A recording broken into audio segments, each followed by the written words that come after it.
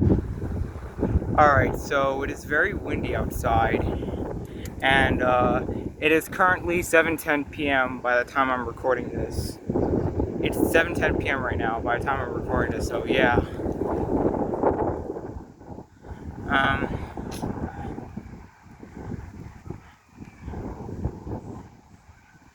and of course it's gonna be windy right now. I mean, the summer season has ended.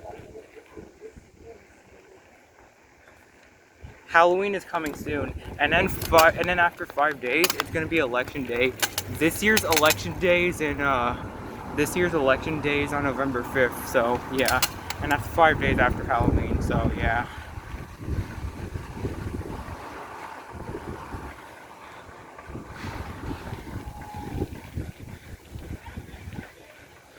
I honestly can't believe 2024 is about to end soon. Like, I honestly can't believe it. Like, less than 3 months left, and it's gonna be 2025. So yeah. I have nothing else to say other than this is Ryan Zamora saying, see you later.